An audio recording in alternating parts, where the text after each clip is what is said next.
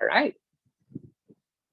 Oh, may bago sa Zoom. Okay, so again, we're going to sketch the graph of the given function f by using the first and second derivatives. Okay, so here, the first thing that we need to do, step number 1, is, of course, let's find the first derivative. Okay, copy the given function. Guys, if you have questions, let me know, ha? Kayo din ang lugi dyan if you're not going to ask. Okay, so here, let's try finding some of the things that we could find using algebra dito sa given function na to. Okay? Now, ano ba yung mga zeros niya? Ano ba yung mga zeros ng function na to? Actually, this will not help. Pero, kasi may first and second derivative naman eh. Pero tingnan natin. Let's see if this will really help us to exactly plot the points or the graph of the given function. Okay? So we have x times, ano ba to? X squared minus 3. Tama, class, di ba? Is equal to 0. Medyo shortcut ko na to. I'm trying to get the zeros of the given function. So x is equal to 0 and positive, negative square root of 3. Ayan. Alright? So kahit hindi nyo na to class gamitin, okay lang naman sa akin. So step number 2, what's the use of this? This will help us identify the exact location where the graph is passing through the x-axis. Okay? So, first derivative tayo. Okay, ano ba ang derivative nito? I-simplify nga natin. Sige, wag na nga. I-simplify na nga natin to. So, we have x squared minus 1. Ayan, this is the first derivative. And again, we're going to get the critical numbers. Diba? Critical numbers and the critical points. How do we do that? We equate this to 0 to refresh everyone. Baka yung iba so sobrang daming tulog nakalimutan na nasama sa panaginip, no? Na lumako. Okay. So x squared is equal to 1 and x is equal to positive or negative 1. So therefore, our CNs, let me know guys kung may mali ako sa arithmetic. Okay. X is equal to positive or negative 1. And our critical points are, of course, we will be using the value of x here. We have, if it's 1, what's the answer? 1/3, so negative 2/3. And if it's negative 1, what's the answer, guys? Negative 1 2/3, positive. Tama ba? Ayan. Okay, so we have already critical points. And ano pang pwede natin gawin, class, sa step number 2? Guys, ano yung pinaka-importante dito, uli? Na pwede nating makuha yung iba? Yung ibang properties ng graph? Guys, wala, natulog na ata. Sir, slopes ba? Yeah, slope. Ano pa? Yung sign chart. Okay, sign chart yung isa sa mga pinaka-importante dito. Okay, so the factors are x plus 1, x minus 1. Tama ba ako? Yeah, x plus 1, x minus 1. So let's use the sign chart. X plus 1, x minus 1. Again, guys, I'm using different orientation of the graph and I'm using different notations din in relation to the one presented in our module. Pero the concepts are just the same. Okay? So I have here, this is negative 1, this is 1. Okay, and this is equal to f prime of x para alam natin. So this is our f prime of x. Okay, let's assign the values. We have, if this is negative 1, this becomes 0. And this is 1, so this is 0. So this is negative, negative, negative, positive, positive, positive. Make sure, guys, to check this one. The x here is positive, kaya madali na lang siya. The left side of 0 is negative and the right side of 0 is positive. However, if x is negative here, the signs will be reversed. Okay? So let's multiply. This becomes positive, negative, positive. Nakuha, class? And since we have already the signs for the first derivative, hindi pa to yung graph natin. Ang graph natin, ito, fx. Ano ba yung mga signs to, class? Signs to ng ano? Sige nga. Signs ito ng what? Specifically, what are those signs for? Anyone? Slopes. Ayan, very good. Signs sila ng slope. Pero anong ilalagay natin dito sa f of x? Kasi sa f of x, behavior na ng graph ang tinitingnan natin. Diba? Okay, so anong pwedeng ilagay natin dito? Pag ang slope ay positive, therefore the graph is increasing. Okay, kasi pataas siya eh. Diba? Okay, if the slope is negative, the graph is decreasing. And if the slope is positive, increasing pa rin. So, malalaman mo na kaagad class yung behavior ng graph na natin, ng original function. Okay, paano? Sige, gagawa tayo ng parang yung ginawa din naman natin to before, di ba? Inulit lang. Sige, wait lang class. Okay, so I have here the -1. I think we're going to extend +1. And then, ano nga yung zeros natin? Ang zeros natin ay 0 and then positive, -3. Ala ka dyan. Ano ba class ang positive, negative? Sorry, square root of 3 pala. Saan ba yun makikita? Malapit ba yun sa 2? So 0, 1 point. Ano bang square root of 3, guys? 1.3? Tama ba? 1.7. Ayun, malapit nga sa 2. Thank you, Micaela. Ayan. So dito, wait, medyo natatakpan. Tapos dito rin, malapit na sa 2. Ayan, alam natin class na etong mga red points na yan, ito, dadaan dito yung graph natin. Okay? Sige, ayusin natin. And alam natin na, ano bang alam natin?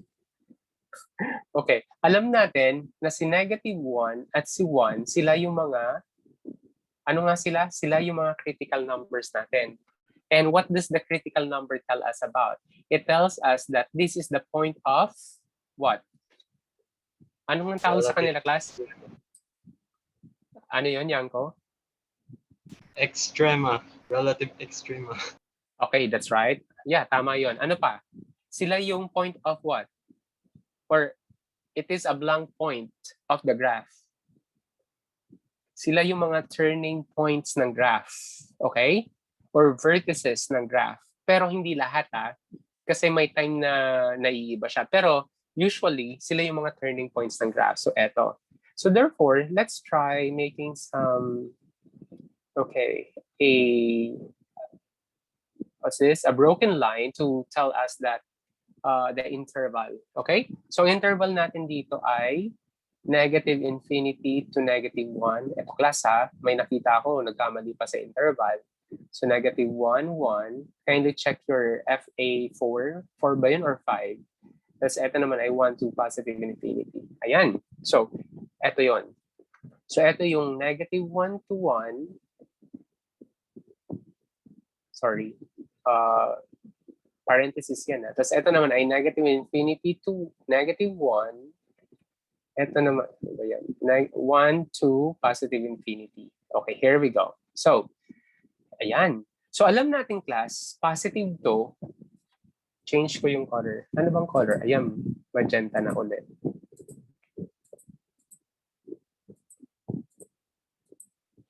Ayan. So, dito, alam natin na, sabi dito class, from this interval, -1 to -infinity, papunta dito sa left, it's positive yung slope niya. It means rising yung graph natin. Rising yung graph. Okay?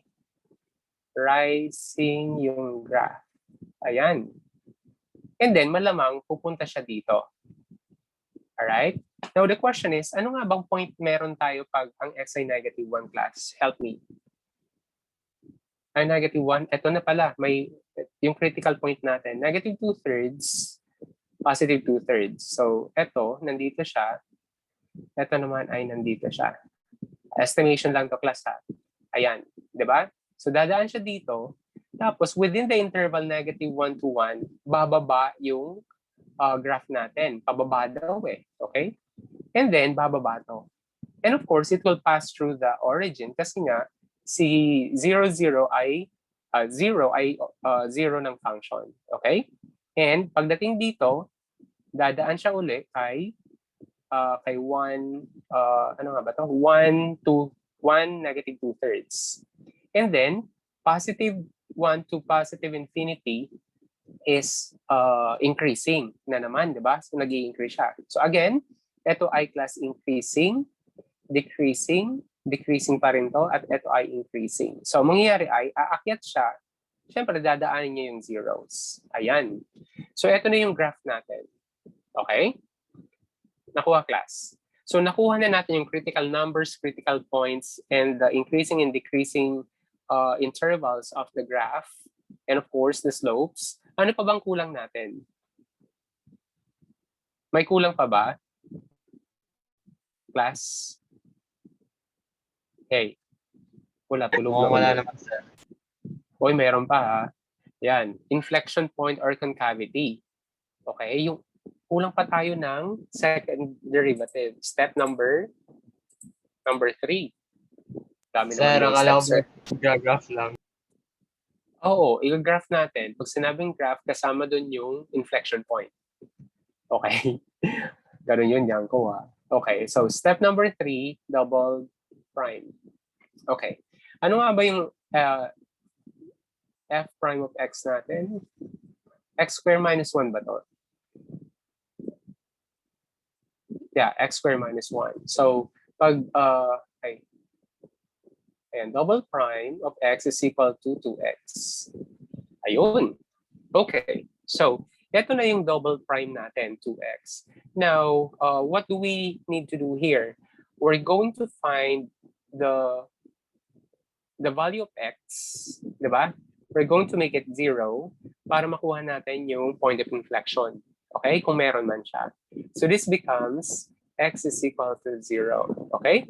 However, we need to check if x is equal to 0 is, if 0, 0 is really a point of inflection, paano natin yung gagawin? Mabi-verify using the sign chart ulit. Okay? So, since wala naman tayong ibang factors kundi si x, so ganito siya. Sign chart ulit. Tapos 0 natin. Ito, 0. And then, since 0 to, positive to, therefore, this is negative, this is positive. Now, look at this, guys. Since may change of sign, wait lang ha. Change natin ng color. Okay. So, this is double prime of x. Ano bang gustong sabihin nito, class? It is concave. Yung concavity siya, di ba? Concave down. Ito naman ay concave up. Di ba? Ano bang gustong sabihin nito, sir? Ang sabihin nito ay gumanon siya, concave down eh. It means facing down siya. Alright? Kung titingnan mo yung buo. Tapos, pagdating sa 0, 0 to ha, tapos up siya dito. So, ganyan. So, ito ay going down, ito naman ay going up. Pag ganun. Okay? Nakuha, class. Ganun yung gustong sabihin niya dito. Okay. Now, we have already identified the behavior of the concavity of the graph based on the double prime of f. Pero anong relation niya sa f? Sa f of x? Anong relation nito, class, sa f of x? Sa original function? Sige nga, ano ba? Ay, parang, wait. Sinabi ko na pala, no? Wait lang, guys. Mali pala ako. Ito pala yung f prime of, Ito yung double prime of x. Double prime of f of x. Kasi isa lang naman palang, my God, isang factor lang naman pala tayo, x lang naman siya eh. Okay? So, eto na yon. So, negative, positive. Ano bang gusto sabihin nito? This is just the slope, di ba? The sign of the slope of the second derivative eh. Or sorry, the sign of the slopes of the graph on the points of the graph of the first derivative. Eto. Kasi ito yung ginagraph natin dito pag second derivative eh. Pero, pag relate na natin yung original function, concavity na yung pinag-uusapan natin. So, eto na siya. So, concave up, down to, kasi negative. Ito naman ay up. Nakuha, class? Nakuha yun, ha? Naguluhan ba? O, ulitin ko. Since isang factor lang naman si double prime of f, therefore, ito na yung f prime natin. Okay? Si negative at positive. Para ma-relate natin siya sa original function, sa graph ng original function, then the concavity will be used with the aid of the signs here. So negative sign means concave down. Positive sign here means concave up. Ang gusto sabihin nito, class, pag rinap natin siya, yun yung behavior ng graph niya. Tingnan nga natin, ang midpoint natin ay 0 ha. O, tingnan mo to. Ito yung 0. Look at this. This is concave down. Bakit? Di ba? Facing down. Right? And on the right side of 0, ito siya, it is facing up. So concavity nito ay down, ito naman ay concavity up. And what does it mean? It means that the tangent line here is above the graph. Dito naman, the tangent line is below the graph. Hindi ko na alam ang above and below. Okay? Yan yung mga gustong sabihin niya, class. Okay? Ini-explain ko lang para at least nare-refresh kayo. Alright? Now, since they have different signs, negative and positive, what does it mean? What can we conclude? We can say that, sabi dun sa theorem, if the signs are changing from negative to positive or positive to negative, from left to right, okay, it means the point here, the 0 here is the inflection point. Okay? Ang gusto sabihin nito, inflection point natin to. Now, dito napapasok yung sinasabi ni Yanko. Na, sir, tingnan mo, sir, magkaiba yung signs nila dito. Ay, wala palang 0 dito. Okay. Ito na, Yanko, yung sagot sa tanong mo. Ito na. Tingnan mo, Yanko. Positive to. Ay, sabi mo pala ay negative, negative, positive, positive, no? Okay, sige. Gawin natin. Tama, di ba? Sige, hatiin natin to dito. Siyempre, nandito yung 0, di ba? And tatama yung sinabi mo na negative, negative is inflection point. However, 0 is not part of a critical number. Di ba? And what if we find or we use another number here at this interval? Positive, positive pa rin siya, di ba? But still, it's not an inflection point. Ganon din mangyayari dito. So, since hindi naman sila a critical number, automatically, they will not be inflection point. Diba? And then, yung critical number naman natin, hindi naman siya, hindi naman siya a requirement para maging inflection point siya, di ba? Because the inflection point or the value of x in the inflection point depends on the 0 of the second derivative of the given function. Did you get that? So, wala siyang kinalaman sa sign chart ng ng first derivative. Ayun, medyo nag-connect na. Did you get that? Nakuha mo yung relationship. Medyo magulo pero kailangan mong intindihin. 'Di ba? Ang dami kasi, ang dami nilang properties, ang daming connect. Okay? Kailangan mo mai-connect yung bawat isa para maintindihan mo lahat-lahat. Okay? Did you get that? Yanko? Yes, Alright. sir. Sure ka dyan. Last week po, nung kami lang po ni Kyle yung natira, may pinakita po ko yung example na gano'n. Kaya naalala ko lang. Ayun, 'di ba? Mas maganda yung sa graph kasi doon mo makikita yung inflection point at ano yung nangyayari. Mas maganda sa GeoGebra kasi nakikita mo yung galaw niya mismo. And don't worry, those were not part of the VC last time kasi I shared the video in GeoGebra pero wala nga lang audio. Okay? And I hope you still you still understand what I meant by showing that video. Okay na to, class? Okay, so nag-graph na natin siya. Actually, hindi naman kailangan yung inflection point sa graph eh. Ang kailangan lang natin mas-sketch, di ba? Okay, pero class, ginawa natin yun kasi mamaya gagamitin natin siya. Gagamitin natin sila kasi i-reverse na natin yung atake. Okay? At yung approach dito sa problem na to.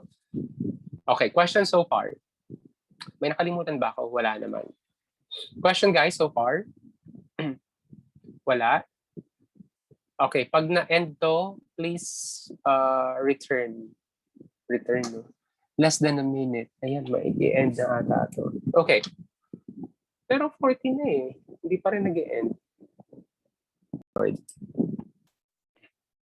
Good. Okay. Galing ng Zoom, ah. All right, so let's proceed. I hope your classmates will be coming back. Bakit pala konti lang yung dumating? Are they aware of our reschedule of the VC? Sana. Okay, anyway, so let's go back to our second problem. Now, the second problem is this. Given the following graphs of the first and second derivatives of the given function, f, and the fact that the local minimum and maximum values of f of x, are negative 2 over pi and 2 over pi, respectively, sketch the graph of the function. Ito na, class. Diba? Babalik na rin natin. So it means, may given a function at na-differentiate na natin siya. While differentiating, we sketch the graph. Ito yon. Ito siya. Okay? And then, ang gagawin natin, babalik na rin natin. So which means, we're going to reverse the process. And it implies that we're doing the integration. Okay, sino na ba ang may knowledge about integral calculus, guys? Kasi if you have a knowledge of integral calculus, madali mo na lang siya masosolve. I-integrate mo lang yan, tapos na.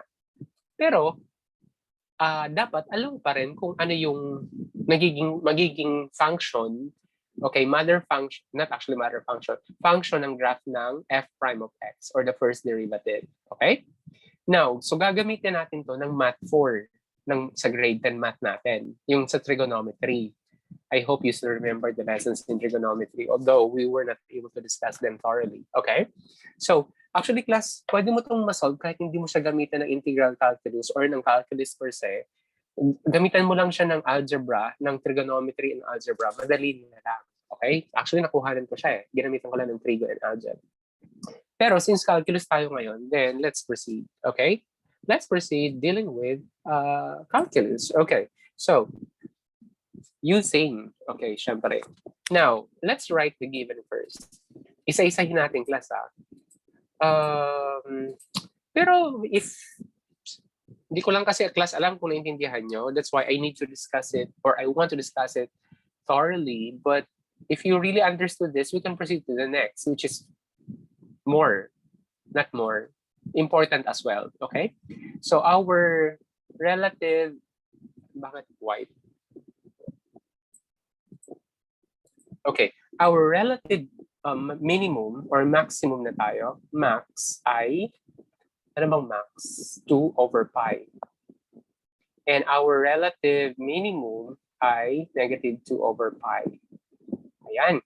This one implies that this is C1, 2 over pi. Ito naman implies that C2, 2 over pi. Diba? Ganyan yung point niya eh. So, kailangan natin malaman, class, yung C1 and C2. Okay?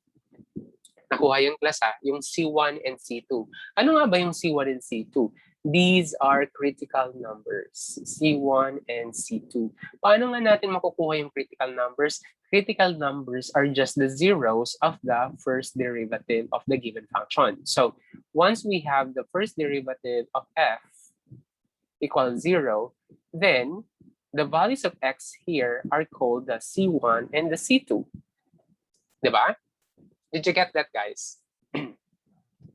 Yan yung medyo straightforward na atake. Okay? So, ang tanong dito ay, sir, paano mo malalaman yung C1 and C2 sa graph na to? Eh, graph na po siya, sir, ng function na first derivative eh. At hindi mo siya, sir, makikita yung direct relation niya dun sa original function since ito yung graph ng first derivative function of the function. I mean, actually, we can, di ba? Okay, sige nga. Anong pwede nating makita dito, class, or makuha? Makukuha na ba agad natin si C1 and C2 dito? Guys? Yes. Okay, yes. Alin dyan? Yanko. 1 and Okay, 1 and 3 are the C1 and the C2. Okay? Pero actually, hindi natin alam kung sino si C1 dyan at si C2. Alam mo pa baka agad natin, guys? Parang hindi pa rin, no? So, our C is equal to 1, and 3. Okay, so which means that our points, critical points, hindi natin alam class kung sino yung ipipair natin sa 1. Tama ba ako? Hindi pa rin natin alam kung sino ipipair natin sa 1, sa 2 over pi, or negative 2, di ba? Negative 2 over pi. Okay? Hindi pa natin sure kung sino yung ka-pair niya. Tama ba guys? Anybody has an idea or meron na? Sir, di po ba kaya nagamit yung FDT? Di po ba kaya nagamit yung FDT? What do you mean by that, Gab?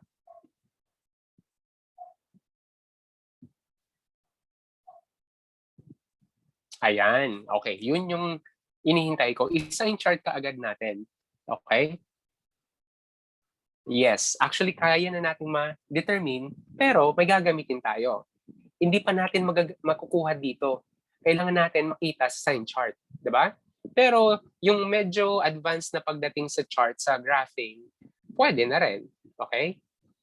Gab, are we talking about the specific combination of the critical number and the maximum and minimum values here?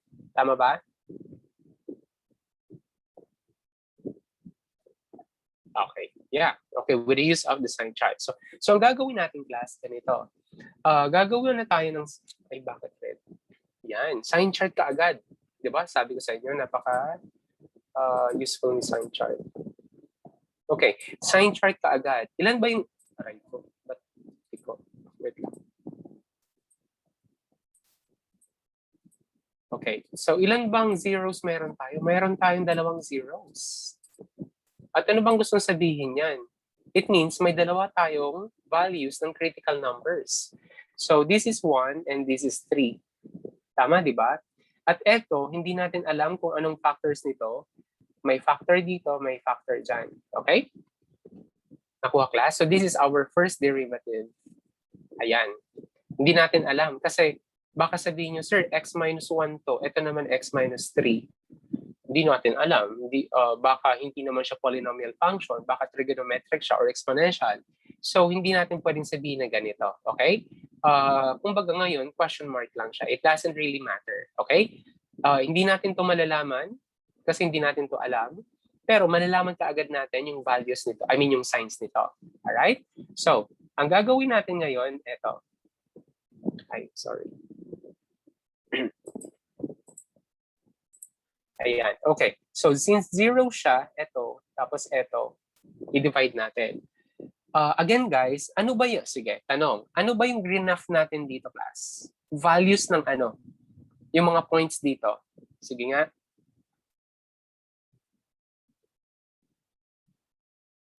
What values did we use to sketch the graph? Yeah, that's right. The f prime of x, or they are all slopes. Yan, very good. F prime of x or slopes. Pareho lang sila, di ba? So, yung signs ng slopes ang ginamit natin. Hindi talaga yung signs or function values, original function values ni f. Di ba? So, which means, alam natin, ito ay positive, ito ay negative, at ito ay positive. So, ito na yung magiging signs ng sign chart natin. Di ba? So, this is 1, this is 3. So, pwede na natin ilagay. Sabi dito sa graph na to, positive to, negative to, at ito naman ay positive. Did you get that? Yes, tama naman siya, di ba?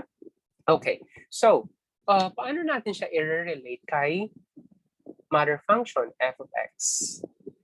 Yung ginagawa natin dati, di ba? The usual. Ito ay increasing, ito ay decreasing, ito naman ay increasing. So, sir, nalaman na natin yung increasing at decreasing. Ano naman ang pwede nating makuha ngayon? Sige nga. Ano ang pwede nating makuha dito, class? Okay. Ano nga bang Ayan. Very good. We can say now, or we can now identify the maximum, the minimum point gamit ng first derivative. So, alam natin, etong point na to ay critical numbers to eh. They're very critical, di ba? Critical pero very useful. Okay, alam natin na ito yung mga critical points at since ito ay pataas daw, sabi niya pataas, bababa siya, tapos pataas ulit. So ano to? ito yung magiging, anong tawag sa kanya? Ito ay magiging relative max. Ito naman ay magiging relative minimum. Understood, guys? Yes. So nalaman na kaagad natin si C1 at C2. At sino ba yung i-pair natin kay pi? Kay pi ba yun? 2 over pi or negative 2? Tama ba ako? Wait lang. Alam natin kung sinong i-pair kay negative 2 over... Wait lang. Negative 2 over pi at 2 over pi. Ayun. Nakuha? Nakuha, guys. Oh, sorry. Hindi pa pala. Okay, so dito pa lang pala tayo. So malalaman na kaagad natin. Okay? Since maximum to, malamang mas mataas to kaysa dito. Diba? So therefore, ito na yung positive, ito na yung negative. Am I correct, class? So therefore, since relative max, R max, ito, so therefore, this point is 1, 2 over pi, and R min, sorry, pangit ng sulat. Ano nga ba ito? 3, negative 2 over pi. Ayan. Am I correct, guys? JJ, did you get that?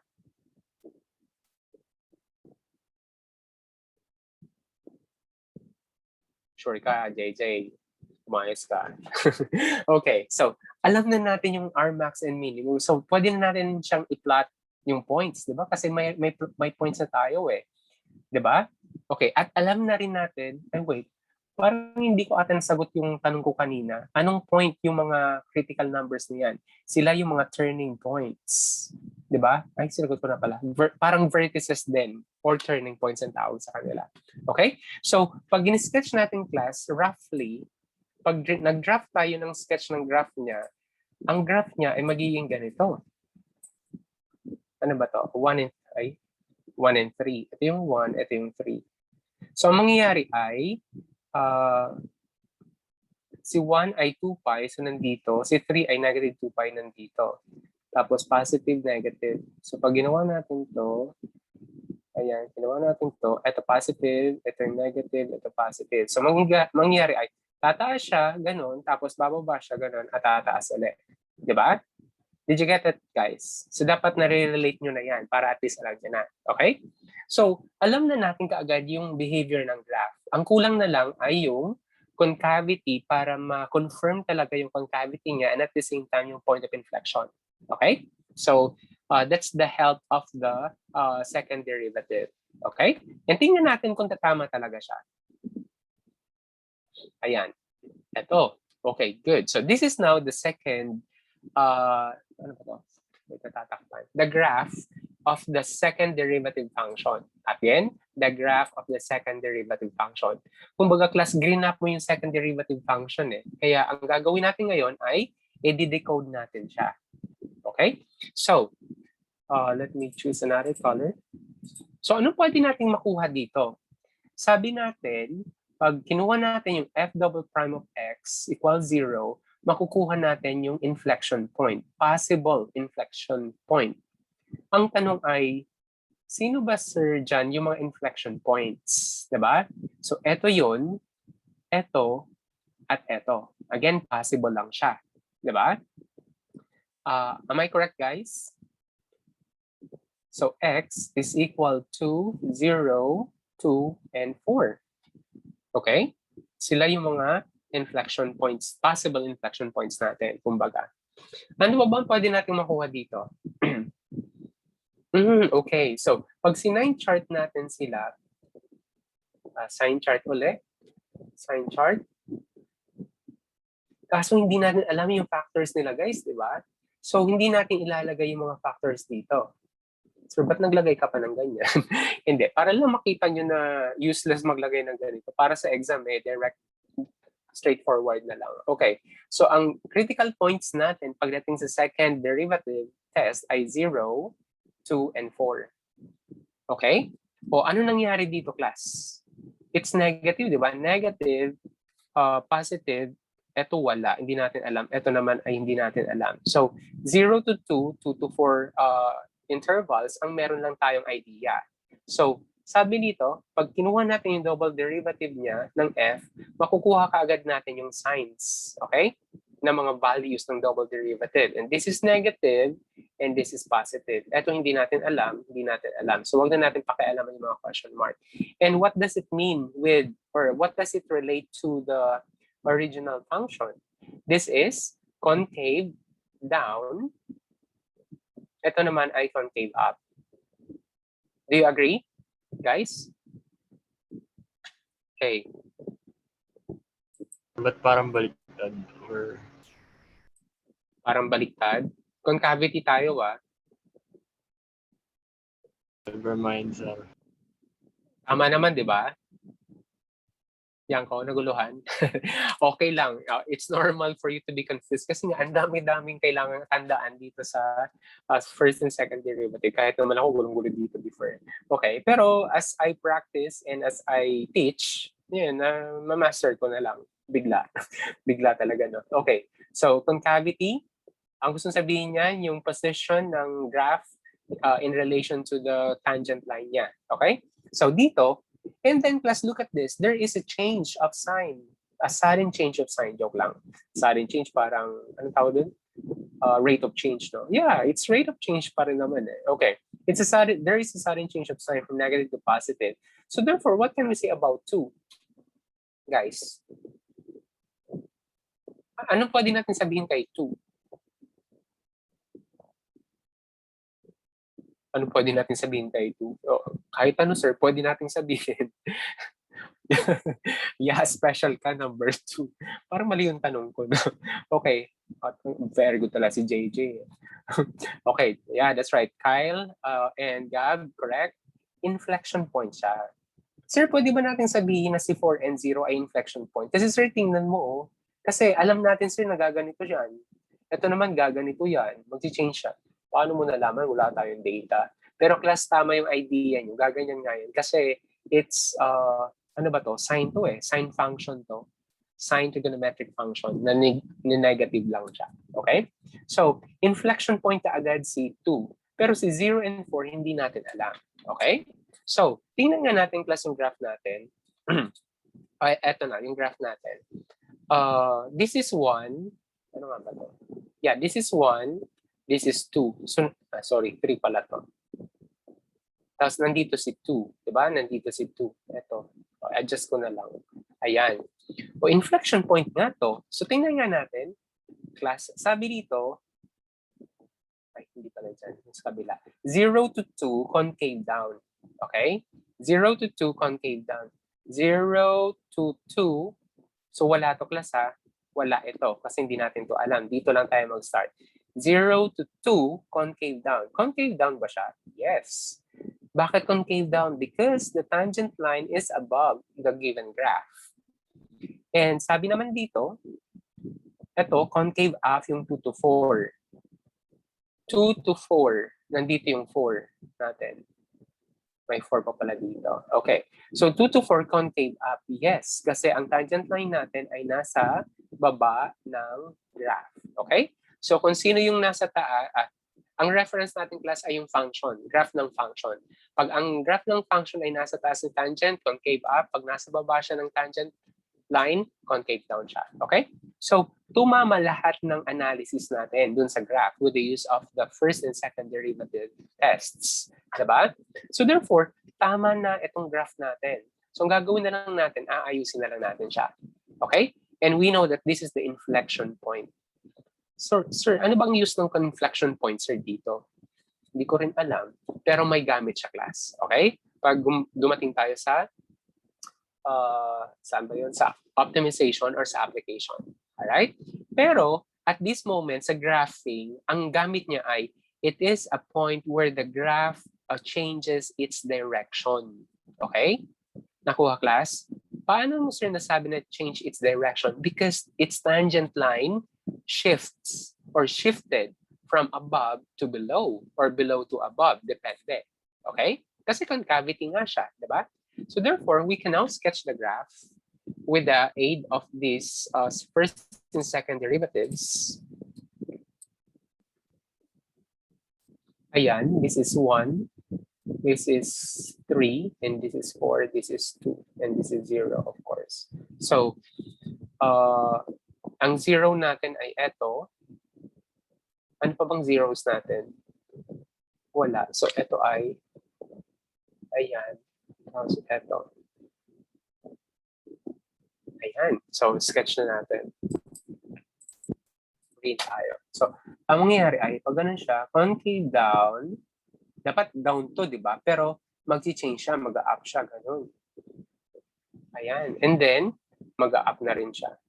Ay, ang pangit. Tapos, ito naman, gaganon din siya. Ayan. Ito yung graph natin, class. Okay? So, this is 1, this is 2, this is 3, and this is 4. Okay. Ayan. Question. Alam niyo, class, kung may alam kayo sa integral calculus, tapos na to, kanina pa. Okay? Kaso, syempre, gradual dapat tayo. And let's follow the rule. Okay? Any question, guys, so far? So, tama yung graph natin. Questions?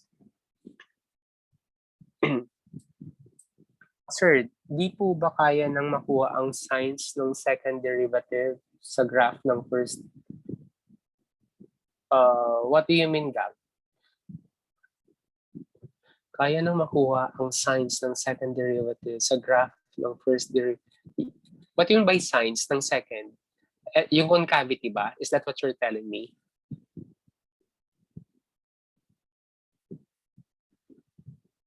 Gab? Are you pertaining to concavity? Yeah, concavity nga kasi second derivative. Yes, tama naman. Okay? Kaso lang, Gab, ang problema dyan ay hindi mo, halimbawa, eto. Eto, dito. Diba? Sabi kasi ni Gab class ganito. Di ba, sir, pwede mong makuha yung signs ng second derivative dito? Sulat natin. Second derivative. Oops. Kung pwede daw natin makuha yung signs with the use of the first derivative. Pwede naman actually. Ang problema lang ay pagdating dito, tingnan nyo to. Yung 2. Diba? Magkakaproblema ka kasi in between, dito may change of sign of concavity. Kasi point of inflection si 2. Diba? Ano ba yung, eto, tingnan nyo. Going down, going up. Okay. Oh, wait. Going down. Ito class. Verify ko lang. Ayan. So, ito ay negative, ito ay positive. Pagdating kay double prime. Sir, bakit kailangan pagawin yung SDT? Parang kaya naman pumara mag-graph yung... Okay. Yeah, I got your point. Pero, Gab, dito... Ay, sorry. Si JJ pala to. Si Gab muna. I hope, Gab, you got my point. Pagdating kasi sa inflection point, nagkakaroon ng... if the given interval in the first derivative sign chart has its inflection point, nagkakaroon ng changes dun sa sign ng second derivative, di ba? Hindi natin makikita yan dun. Unless na nakikinikita na natin yung graph. Pag in-sketch na natin yung graph niya. Alright? Makikita kasi natin yan pag in-sketch natin yung graph eh. Pero with the use of the sign chart, hindi pa. Unless napaka-advance mong mag-isip. Kaya naman. Wait, may follow-up. Yeah, I agree. Ang use lang ng second derivative ay with the concavity, kung baga siya lang yung nagka-counter check na tama yung pag-graph mo or tama yung curve na ginagawa mo. Okay? At saan siya dapat mag-change ng concavity. Yun yung graph, dito. Yan yung purpose ng second derivative. And of course, again, the second derivative tells us the maximum and the minimum values. Okay? Pwede naman yon. Nakuha ba yon, Gab? Did I answer your question? Pwede naman siya actually. Or hindi ko nasagot yung tanong mo. Sige, let me know. Kay JJ, sir, bakit po kailangan paggawin yung SDT? Parang pareho lang kayo, no? Yeah, di ba sabi ko sa inyo dati, sa first derivative pa lang class, mas sketch mo na kaagad yung graph. Di ba? Nung una pa lang nung sinabi ko sa inyo, kaya sabi ko sa inyo, what's the use of the second derivative? Kung mas sketch mo naman yung graph. Again, ang purpose ng second derivative ay to identify the concavity and at the same time the inflection point. Alright? Identify the inflection point, ha? Hindi lang na malaman mo na may inflection, kundi dapat may kung ano yung inflection point na meron dun sa given interval na yon. And at the same time, the second derivative of f tells us, confirms and verifies our relative maximum and minimum values, okay, by just substituting the critical numbers to the second derivative. Sabi nga natin, di ba, if the double derivative of c is less than 0, max yan. Baliktad. Pag nag-negative siya, max. Bakit siya max? Bakit pag negative, max? Kasi class, concavity niya downward. Di ba? Downward kasi negative. Therefore, may maximum value siya.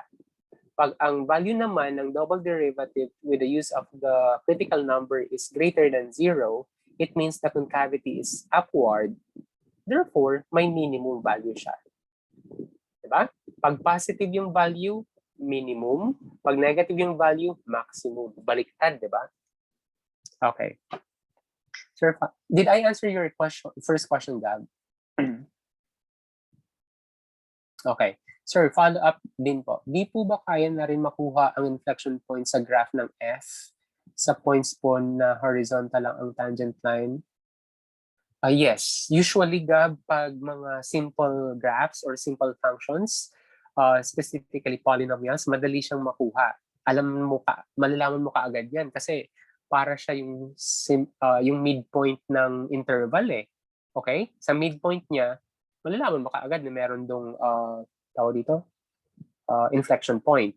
Kaso nga lang, there are times that the given functions are quite complex na kasi hindi pa tayo masyadong exposed sa ganung function, kaya hindi natin siya nakikita agad-agad. Unlike in polynomials na well-versed na tayo and well-exposed na tayo sa mga graphs niya.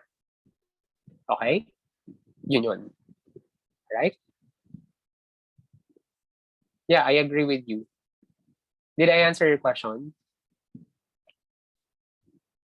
Okay, good. Sige. May tanong pa ba? JJ, did I answer your question? JJ, kahit hindi ka mag-second derivative to sketch the graph, just sketching the graph, okay lang naman. Malalaman mo naman agad-agad dun eh. Okay? Pero, malay mo, nagkamali ka sa pag-graph mo, di ba?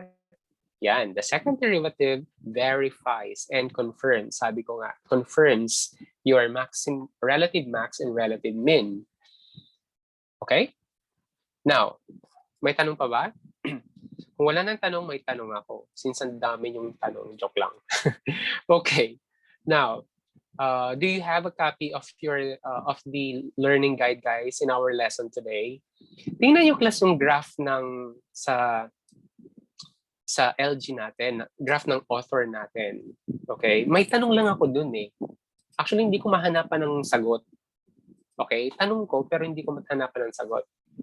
Siyempre, pag tinanong ko, hindi ko alam. Hindi naman sa ganun, di ba? Pag nagtanong ko minsan, hanapan mo ng sagot, mahanap mo. Tanong ko, sagot ko na. Okay. Look at the graph, guys. Kung nakikita nyo. Ang ginawa niya, class, eto. Tapos eto naman dito. As in, sinakto niya dito. Okay? Yung dalawang endpoints. The question there is, how did he know that this point, the graph, will really pass through at 4, 0, and 0, 0. Paano niya nalaman? Di ba? Hindi niya alam yung original function eh. Hindi niya alam. Sige nga. Anyone? Yes. Oo, tama yun. Pero wala siyang pinakita. Wala siyang pinakita sa LG. Di ba? Anybody could answer? Sige, ang makakasagot ay may plus 5 points. Taas naman. Plus 3 points sa LT. Anyone? Dali para makapag-con pa tayo, makapag-optimization tayo. Yun yung maganda.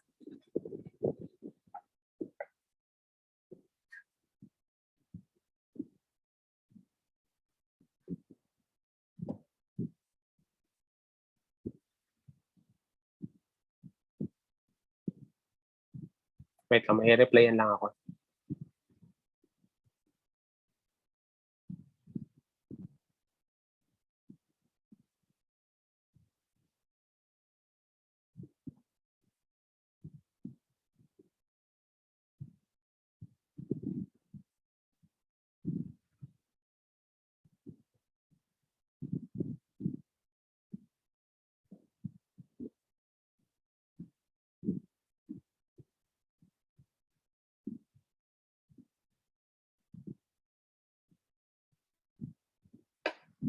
Oh, guys. Sir, di mo dapat alam? Yeah, yan yung tanong ko, Gab. Kasi hindi mo alam eh. Di ba? Hindi mo dapat alam kung saan siya dadaan kasi wala namang binigay na original function. So you cannot assume that it will really pass through there. Pwede siya class mag-pass through dito. Pero alam ko, sure ako na mag-i-end siya dito. Kasi yun yung interval natin. Pwede siya dito, pwede siya dyan, pwede siya doon, pwede siya dito. Di ba? Depende. Pwede nga siya dito eh. Or pwede siya dito eh. Di ba? Ganyan. These are the possible points that the graph will pass through at in the xy plane or in the axis. Pero ang graph ng dyan sa LG natin, dito niya kinonect. The question there is why and how.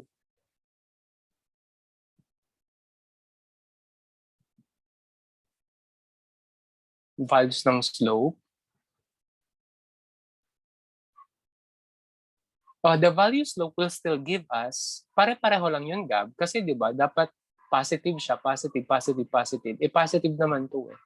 Lahat naman sila positive dito. Di ba? Kasi eto naman, the graph of this does not tell us the slope, the sign of the slope itself. Okay? Kundi value siya ng function. Okay, ganito. Hindi ko alam, actually hindi ko alam class kung paano yan na-graph. Pero with the use of algebra and trigonometry, kasi ang ginawa ko class, trigo muna ako. Okay, ipapakita ko sa inyo. Kinuha ko muna yung function nito. Okay? Yung function nito. Medyo mahirap-hirap kasi malay mo, maraming functions na pwede dyan. Pero the behavior of the graph is specifically talks about cosine function. Ayan, so i-apply mo na dyan yung period, yung translation niya, horizontal and vertical, ganyan. Okay? So pag ginawa mo yon with the use of the maximum and relative maximum minimum points, ganun talaga yung mangyayari. Dito talaga siya magpa-pass through.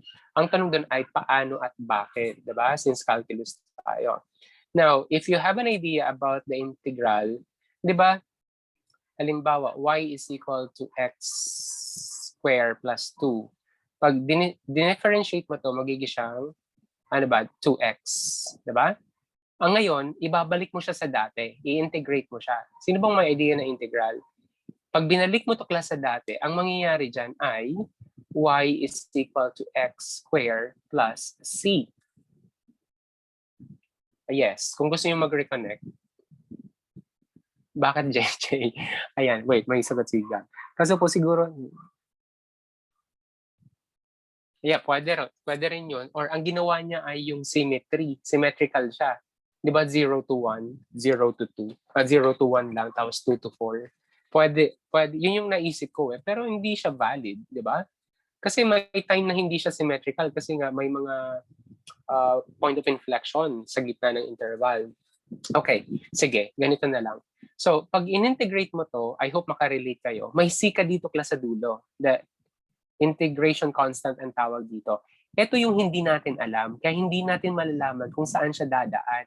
Diba? Kailangan nating malaman to eh.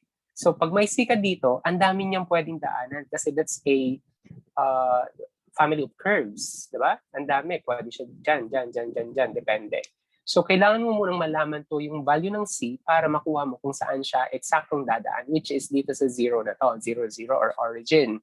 Ang tanong is, paano mo ito makukuha? Hindi ka naman nag-i-integral calculus pa. Diba? So, hindi mo siya ma-identify. Ayun. Yun yung hindi in-explain. I hope naisip niyo yun. Paano siya dumaan doon? Paano niya nakuha yung point na yun? Ganon. Okay? So, yun yung tanong ko. Baka may makaisip sa inyo ng data. Okay? Anyway, any other questions, guys? Wait lang. May tanong pa ba? Before we proceed to the next. Nakuha na yung Sir, ako may application? Sige. Go, Yanko. Regarding po to sa absolute extrema, pero magbibigay po ba kayo sa test ng example ng parang walang tawag ito, unbounded po yung interval. Unbounded yung interval. Pag unbounded kasi yung interval, like buong function po yung equivalence. wait. Kasi pag unbounded interval or open interval siya, we cannot identify the absolute extrema or extremum kung mayroon man siya. Kasi the absolute extrema is or are found when you are given a closed interval. Yung open interval naman, yun yung relative extrema. Okay? Tandaan yung class ha. Pag open interval, relative siya, relative extrema.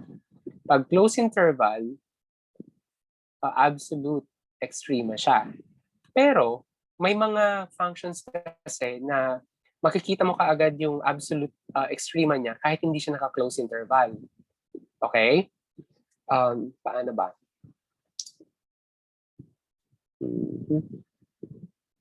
Basta class, ganito lang tatandaan nyo. Pag relative, madali lang siya because we can make use of the properties or theorems in first derivative, di ba? Okay, yung absolute, kung sino lang yung may pinakamalaki na values dyan. Halimbawa, absolute, maximum, max. Di ba may mga relative max tayo sa kanila? Okay? Relative max. Parang pangalan ko lang. Relative max. Sa relative max, makukuha mo yung absolute maximum values. Okay? Nakuha yung guys ha. Kung sino may pinakamalaki sa kanila na value, again, value, function value yun hindi value ng x. Siya yung absolute maximum. Tapos naman, sa absolute minimum, kung sino naman yung may pinakamababa sa relative minimum, siya yung magiging absolute minimum natin. Okay? Yun lang yun. Okay? I'm not sure kasi ang gagawa ng exam ay si Ma'am Princess kasi she is in charge of the Math 5. Ako naman sa Math 4 and 6, level A. Kaya yun. Pero I'll let you know pag okay na yung long test. And then may batch review pa naman tayo. Okay? So what is the main question there, Yanko? Yun lang? Or may hidden question doon sa tanong mo? Yun lang naman. Okay. Kasi malay mo, may follow-up ka dyan, di ba? Ayan. Okay? Now, class, when I check your formative assessments, ayan, ang daming nagkakamali-mali dito. Be careful Okay, so let's proceed. Kung wala nang tanong, let's proceed to the optimization. Ito na yung pinaka-final. Actually, madali lang to kasi na-discuss din naman natin to sa instantaneous rate of change, di ba? Okay, anyway. So application of derivatives optimization specifically. So we need to construct objective functions. Ano nga bang objective functions? Ito yung working equation natin. Okay? Or para siyang formula. Identify the appropriate domain of the objective function. Ano nga ba yung mga values ng x? Domain, the specific domain in range. Solve real-world optimization problems using closed interval method. Ano bang closed interval method? Joke lang. And the first derivative test or the second derivative test. Dito na natin makikita, class, yung or ma-appreciate yung second derivative test. Kasi second derivative test kanina, para lang siyang duplication lang, di ba? Parang pinahaba pa, ganun din naman yun. Pero may gamit naman talaga siya. Okay? So here, forgot. Okay. Ayan. Okay, bago si Zoom. Okay. Okay, so example number 1, sabi dito, this is a very common problem. Actually, class, this can be solved using algebra, pero calculus will apply it best. Okay, now an open-topped box. Pwede pala yung ED. Ngayon ko lang nalaman na pwede pala siyang ED. An open-top box will be constructed from a 3 centimeter by 8 centimeter cardboard by cutting out equal squares from the corner. Di ba? From the corners dapat. And then folding up the sides. Joke lang. What is the length of the edge of each squares that will maximize the volume? Ala, ba't nandito na to? Nakakwento ah. Naka-slideshow to. I mean, animate. Ayan mo na. Okay. So this is the cardboard. Cardboard. With a length of, ang length nito ay 8. Ito naman ay 3. Diba? Sabi dito. And then, you're going to cut a square from all of the corners of the board and then folding it up to make a box. Tama ba? Sabi dyan box. Yes, an open top box. Okay. So, ito na yung magiging height natin at magiging length natin. Ito, tas width or whatever. Kahit alin dyan, pwede naman. Okay? So, here, once we cut the squares, small squares here, ito na yung magiging itsura niya. So, kailangan na visualize niyo yan, class, para at least alam nyo kung ano yung magiging length, width, and height. Okay? This is our width, this is our length, this is our height. Or kahit magkabali-balik ka dyan, it doesn't really matter. As long as you know what these dimensions are. Alright? Okay. And where these dimensions can be found. Okay. So, alam naman natin, ang volume niya ay, formula ng volume, length times width times height. Ayan. Grade 10 to, di ba? Math for lessons. Kaya sabi ko sa inyo, aralin niyo yun. So what is the length of the edge? So ito yung kailangan nating kunin, yung value ng x dito, such that not just the value of x, but there is a condition such that the volume will be maximized. Alright? So ino-optimize natin yung volume ng box to coming from a cardboard, okay? With given conditions. So our formula for volume is equal to length times width times height. Our length is equal to, ano nga ba yung length natin? 8 minus 2x. Our width is equal to 3 minus 2x, and our height is equal to x. Diba?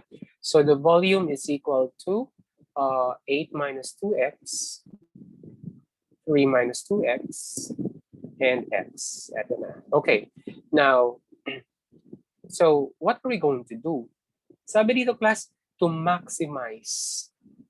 Dapat daw yung volume ma-maximize niyan, di ba? So, ano bang connection nito sa previous lesson natin? Guys, what's the connection? So, we need to find double derivative. Ano yun, Yanko? Relative max, absolute max. Oh, yeah, tama yun. It's either relative max or absolute max, di ba? Or, using the second derivative, dapat ang makuha natin na condition ay eto. Dapat yung second derivative of f of x is less than 0. Or, of course, since we're using volume, the second derivative of x must be less than 0. Sabi natin, di ba? Sorry. Double prime to Baka mamaya sabihin yung n. Okay, ang pangit ng sulat no. So let's write it here again. So double prime of x is less than 0. Ito makuha natin. The question there is, what should be the value of x? And what is our x here, guys? Sige nga. What do we mean by x here? This is what we call the Math 5A. I-relate natin sa dati nating lesson. Ano nga ba si x dito? Siya si, specifically, what do we call that value? That number? Ayan, wala na. Tahimik ng lahat. Input or abscissa? Okay, I know it's an input. It's a domain for sure.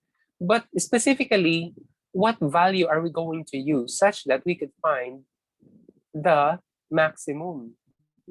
Ano bang specific value ang ginagamit natin class para makuha natin yung relative mass or relative, yeah, that's right, it's critical number. Yes, JJ, it's independent variable, syempre, it's x. Tama ka naman doon. Okay? Tama naman yun. Wala, hindi naman yun mali. Anong HSHS? High school, high school? Sorry ah. High school, senior high school, tama ba? Joke lang. Okay, this is what we call the critical number. Di ba? Siya yung critical number natin eh. Para mahanap natin yung relative max and relative mean or the absolute extrema. Di ba, guys? So, anong gusto sabihin nito, class? It means kailangan natin mahanapin si critical number. Di ba? The question there is, how do we find critical number? Sige nga, JJ. JJ, how do we find critical number? Yan yung tanong.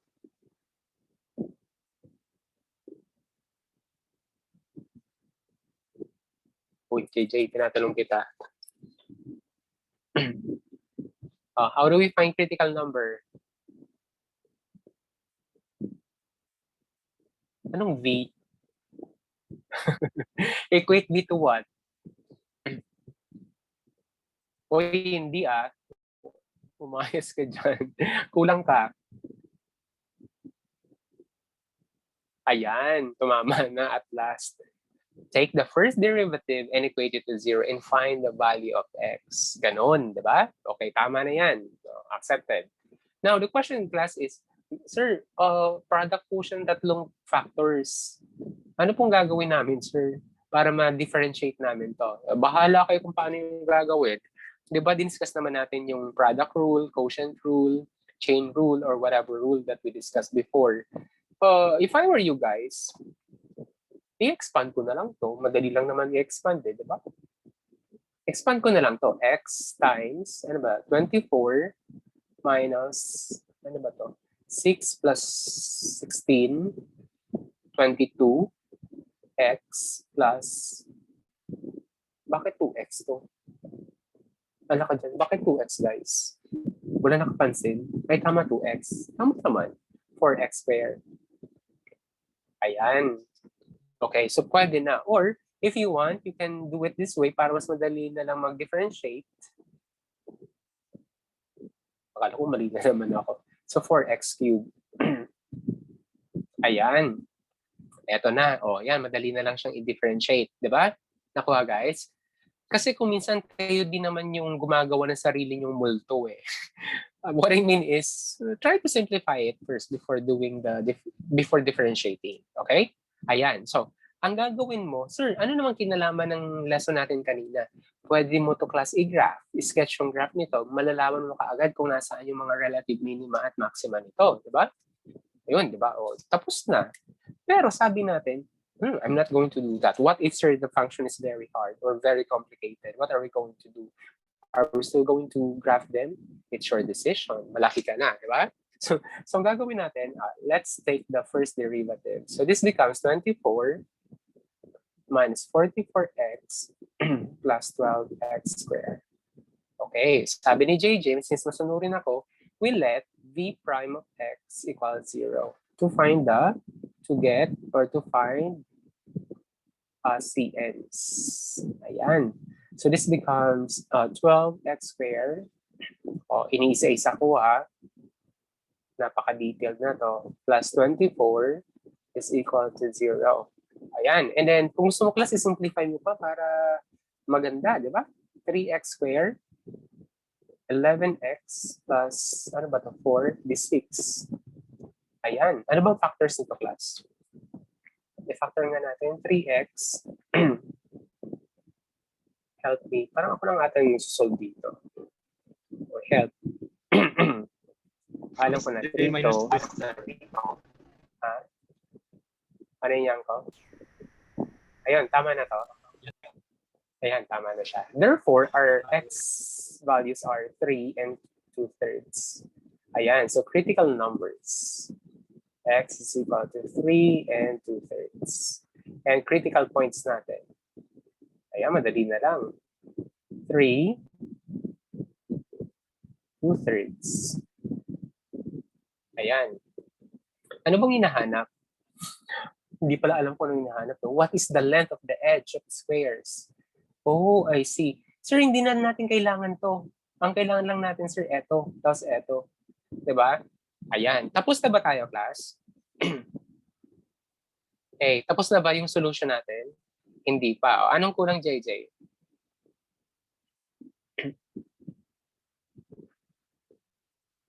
Anong kulang natin? Kunin yung maximum. Paano natin makukuha? O anong gagawin natin para makuha natin yan? Kailangan nating gumamit ng, our best friend, sign chart. Take note guys, sign chart lang yung kung nyo dito. Alay nyo dito, hindi yung mga classmates nyo. Okay? So, sign chart tayo. So, this is 2/3. Pero tama naman. Kunin yung extrema. Diba? And 3. Tama ba ako? Tama naman. So, this is 3x minus 2, x minus 3. Ito yung f prime of x. Okay. So, 2/3, nandito siya, 0 to. Ito naman yung 3, minus, minus, minus, positive, negative, positive. Okay? Sir, bakit positive? Wala naman sir laman. Yung mga walang science class, positive yun. Tinatamad lang ako. Or sign ng oras, di ba? Okay. So, alam natin class, this is going up, going down, going up. So, alam na kaagad natin sino yung maximum at minimum. Ito yung max, ito yung min. Diba? So, therefore, ang max natin kaagad ay x is, ano ba, 2/3. Ayan. So, alam na natin kaagad. Diba guys, hindi na natin kailangan ng second derivative. Diba? Sige na nga. To check. Checking natin, SDT. V prime of x equals, ano nga ba yung class? 24 minus 44.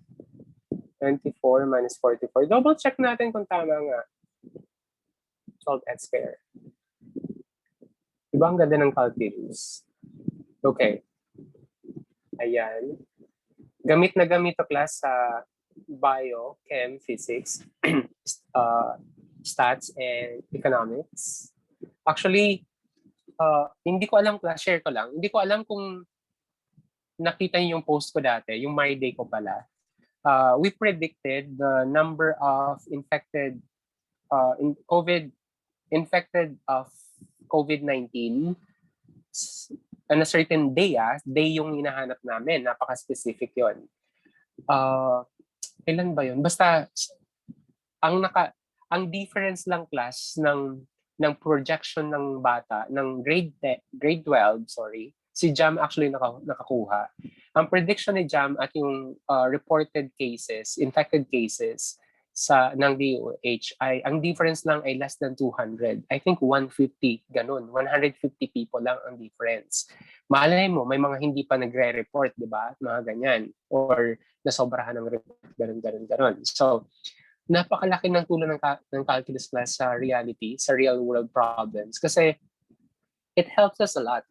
Yung iba hindi pa lang nakikita yung significance niya. Okay? Pero once you are in the real world, and then once you apply it, makikita nyo kaagad.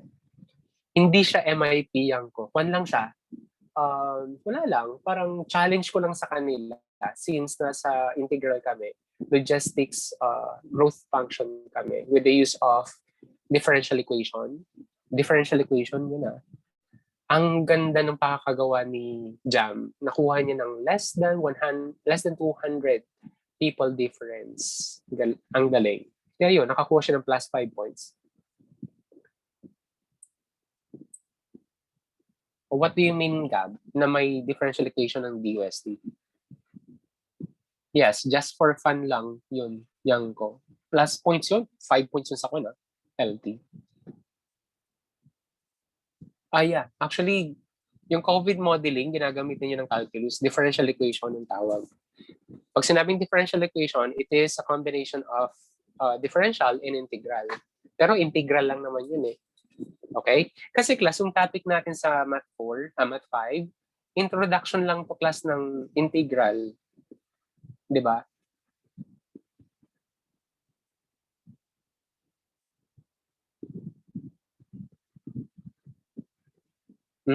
Okay, that's good. Yeah, gumagamit sila ng, ang tawag doon, Gab, ay logistic growth functions with the use of differential equations.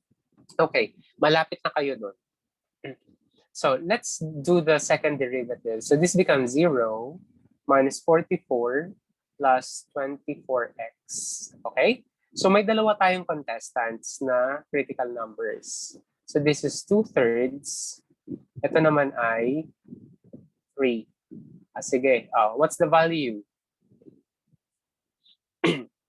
Pag 2/3 class, ilan ba to? Pag 2/3, 8, 16, 14, 30. Ano nga ba yun? 16. Wait. 16. So 14 muna. 30. So minus 2. Negative 38. Tama ba ako? Class? Ay, hindi. Wait. Yeah, tama. Ito naman. So less than 0 to. Ito naman ay, ano nga ba to? Oh guys, help. I need help. Pero sure, greater than 0 to. 72. Walang tumutulong ha. 42, 30. So negative 28. My God. Ako din naman nag-solve, no? Okay. Ay, positive pala to. Positive 28. Ayan. So, alam na kaagad natin, the second derivative test confirms and verifies that when x is equal to 2/3 removed from the cardboard, you will get the maximum volume in the in the box, di ba? Maximum volume of the box that you're creating, okay? Out of the cardboard given. Okay? Sir, what if, sir, pareho silang less than 0? Ayan, magandang tanong yun. Sir, what if pareho silang less than 0? So, anong gagamitin mo? At ano yung final say mo doon? Sige nga. Guys, what if pareho silang negative or less than 0? Sinong kukunin mong maximum? Check mo sa original function.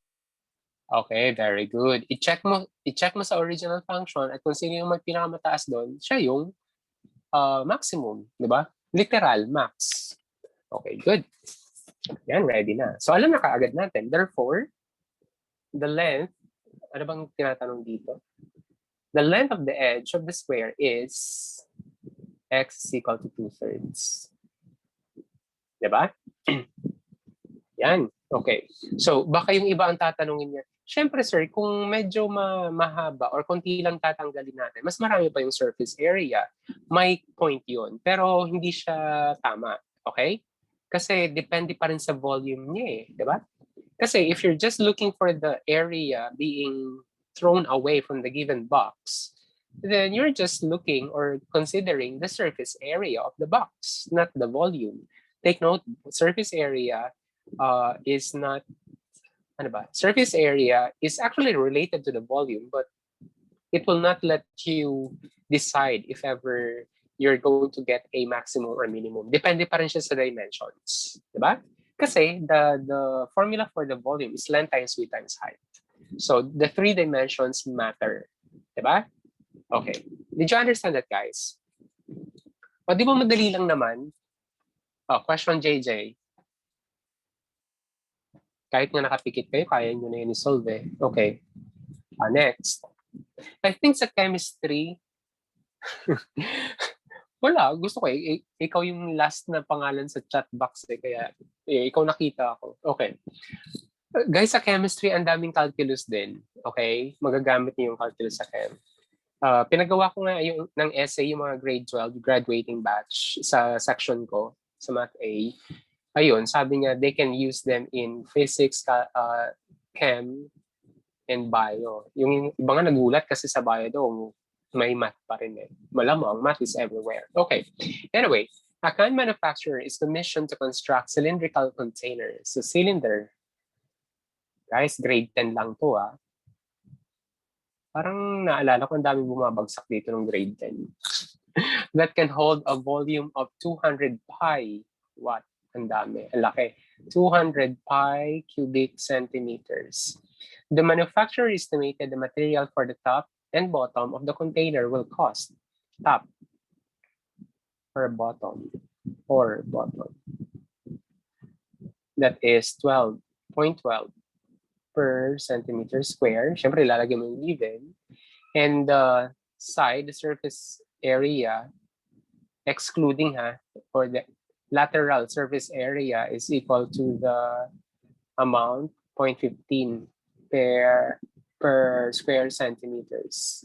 Find the radius and height of the container with the least cost. Find the radius and the height of the container with the least cost. So, least cost, guys, it means we're now looking for the minimal, okay? Minimal cost in constructing a cylindrical containers using the given conditions, diba? Now, so anong kailangan natin kunin or gawin? Sir, may volume, may area. Ano po ba talaga, sir, gagamitin natin? Ayan, sige. That's a good question. Volume is, ano nga bang volume? Pi r squared times height. Surface area of a cylinder is 2 times the area of the circle, pi r squared plus, ano nga ba class? Surface area ng lateral face, 2 pi r times height. Ayan, dapat alam nyo pa rin to, diba? See, hindi ako nag-memorize ginamit ko lang yung derivation natin before. Okay. So, ang tanong class is, alin ba ang gagamitin natin dito? Sige nga, si volume ba or si surface area? Yun yung pinaka-importante class eh. Kumbaga, ito yung part na magiging mali kayo pag mali yung pinili nyo. Okay? That's why this is the most critical part. Okay, sabi ni Rainiel, SA daw. Bakit SA, Rainiel?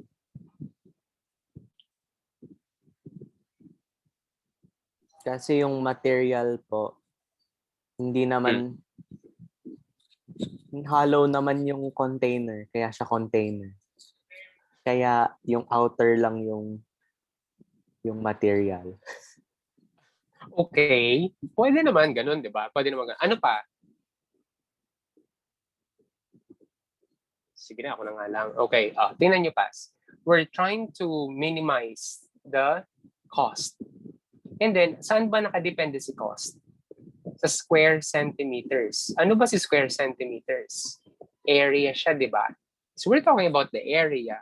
And we're talking about the area, we're talking about the total area. And if we're talking about the total area, we're talking about the surface area of the given, ano ba? Solid.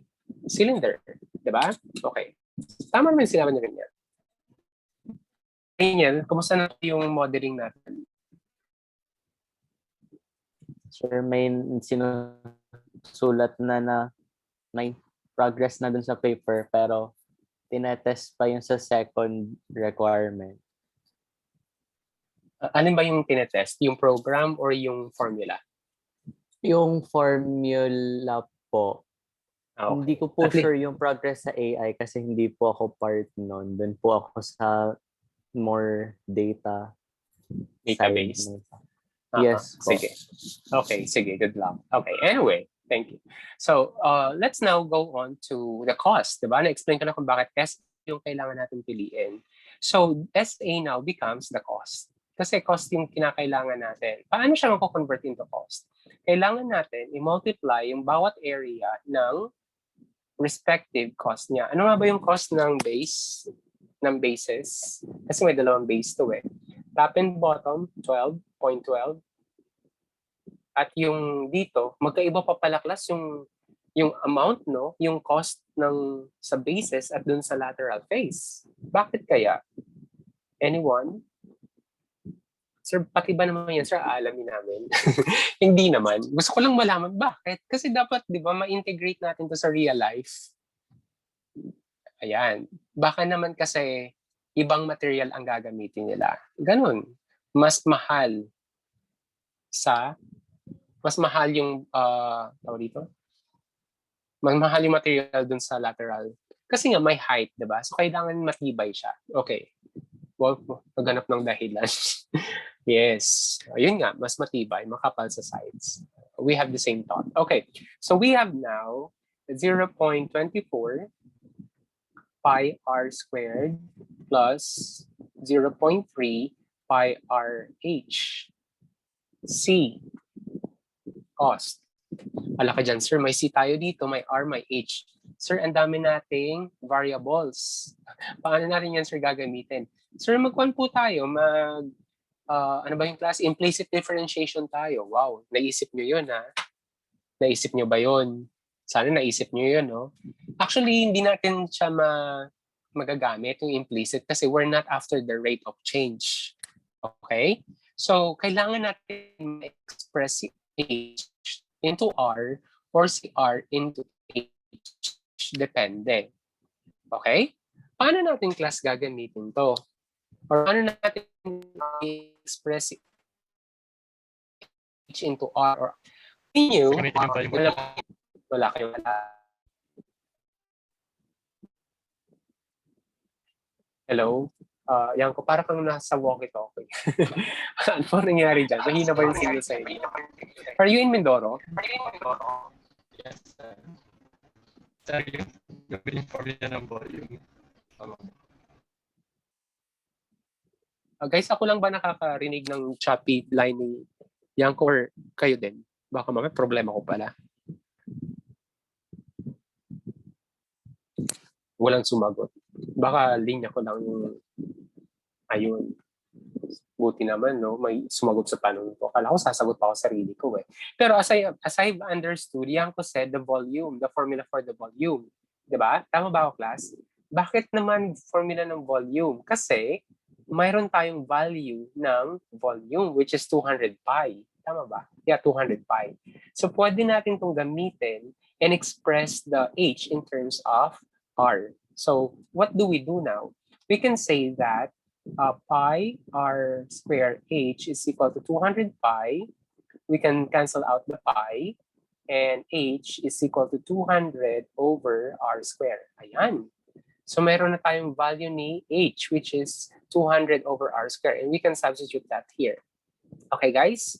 So pag ganito, class, pending na kayo, di ba? Hindi nyo na alam ang gagawin. Balik kayo sa given. May volume. Anong gamit ng volume? Oh, I see. Para makuha si H. Ganun dapat mag-isip, ha? Balik kayo ng balik sa given. Okay, so let's simplify. 0.24 24 pi r square plus 0.3 pi, ano ba to? Pi r 200 over r na lang. Guys, kinancel out ko na yung r, ha? Okay, I hope you got it. Malamang dapat alam niyo yun kasi nasa A kayo. Okay, so let's simplify this. 0.24. Bahala ko kung paano siya isosolve, pero pinapakita ko lang yung basic procedure. So this is 60 pi over r. Ayan. Sir, we're now ready. We're now ready to solve for the cost, the minimal cost. Siyempre, pag gagawa ka, dapat minimal yung cost. Ma-maximize yung profit. Diba? Baka yung iba baliktad. Yayaman ka dyan. Luging-lugi ka lagi. Okay, so let's perform the, okay, copyhin ko ng class. 0.24 pi r squared plus 60 over pi r. Okay, sige. Differentiate natin. Sir, bakit po tayo mag-differentiate? Di ba, class, kailangan nating malaman yung, sorry, busog na busog ako. Excuse me. Hindi ko napigilan. Sorry. Kailangan nating malaman yung minimal and minimal and optimal, di ba? So, ano nga bang derivative nito? Sir, bakit po tayo nag-differentiate? Sige, bakit nga ba, class? Hindi ko rin alam. Joke lang. Okay, so ito ay magiging negative 60 pi over r square. Tama ba ako, class? Guys, tama naman, di ba? Okay, mental ko na lang. Tama, okay, good. So, let's now find the critical numbers. Ayan, eto na tayo. Paano natin kukunin critical numbers dito? So, ang gagawin natin ay 0.48 pi r cubed minus 60 pi over r square all over is equal to 0. Diba? Sige. Alam, ba't nawala yung... Okay. Okay, tama naman, no? So, 0.48 pi r cubed minus 60 pi is equal to 0. Oh, guys. Ayoko na nito, may decimal na eh. Kaya usually, I convert the decimal to fractions. So, this becomes what? Guys, help. I need your help. Okay, so this becomes r cubed minus 125. Tama ba? Sinolve ko na kasi itong klase. Medyo natandaan ko yung solution ko kanina. Kasi nahirapan din ako dito eh. Pag sinimplify mo to, ginawa mo tong 48 over 100 pi r cubed minus 60 pi, ganyan, equal 0. Ito makukuha mo. Okay? So therefore, you'll have r minus 5 tapos r square plus 5r plus 25 equal 0. So ang factors mo, ito, tapos ito. However, this one is always positive. No? This one is, ano ba, is imaginary to eh. So if we're going to make use of the sign chart, wala, this is imaginary, so wala tayong makukuha ang root dito. So r minus 5, r square, sige na nga, isama natin. Yung iba maguguluhan dito eh. Okay. Okay, so ang ang critical number lang natin class ay si r. R is equal to 5. Malamang sir, r yan. So 5. Kasi dito, walang critical number dito, guys. Okay? Did you get that? Again, walang critical number sa second factor because it's imaginary. So, whatever value that you'll have, it's always positive. It doesn't really matter. Okay? So, this becomes negative. 0 to, positive, positive. So, negative, positive, positive. Yan, ganyan. Okay? So, look at this, guys. This is negative going down. Sorry. Oops, going up. So, gaganon siya. Going down, up. Diba? So, anong tawag dito? This is the relative minima. So, alam na kaagad natin, class. Since isa lang naman yung... Can you relate, guys? Since alam naman natin yung behavior niya through the sign chart. Sige, wag mo na itong... Sige, cancel ko na lang ito. So, ano nga ba ito? R is equal to 5. Ayan, minima na siya, di ba? Okay. So dito pa lang, alam na kaagad natin kung sino yung, or ano yung value ng radius para maging minimal siya. Radius is equal to 5. So agad-agad, eto na. Okay? Pero if I were you, I'm going to check my answer with the use of the second derivative for me to make sure that I'm doing it correctly. Alright? And ano nga ba yung h natin? Ang h natin ay 200 over r square. 200 over r square is equal to 2 times 100 over 25. This is 4. So this is 8. So therefore, height is equal to 8. Ayan. So we got all the values. So 5 centimeters and 8 centimeters. Gets, guys? Hey.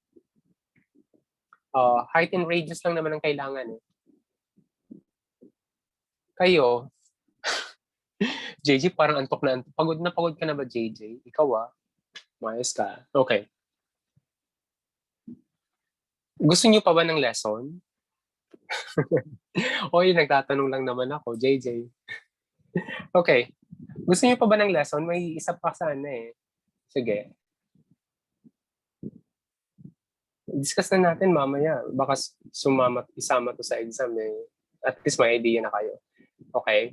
Mamaya sisihin niyo pa ako, di ba? Okay, you can you can reconnect, guys. Okay? So, let's work on, sige, example number 3. Bilisan lang natin para matapos ito, makapagpahinga na tayo. So, what point on the line, ito kakaiba to class. What point on the line y is equal to 2x minus 5 is closest to the origin? Wala. Okay, paano natin ito gagawin? At sir, hindi ko po sir magets. Ayan, ganyan. Parang ganun yung mga linyahan. Sorry. Sir, paano po bang connection nito sa calculus? Okay, ganito. Okay. So pag enough mo to class, ito yung 5, nandito to. Ganyan. Hindi sumakot sa mga points, no? Anyway, so this is y is equal to 2x minus 5. Sabi dito class, at what point of the given line will it be closest to the origin? Okay, let's say this is our point which is closest to the origin. Sige nga, review natin. Since si JJ naman yung nasa last chat box, ay hindi, si Yang ko na. Wow, say by the bell. Okay, Yang ko. Yan, distance formula. Tama naman. Tama naman si Yang ko. Pero paano natin malalaman na shortest distance siya or siya yung directed distance from the given point, the origin? Sige, kung may naalala sa Math 4. Anyone? Isang geometric Wala ko na narinig, Yang ko. Ano yun?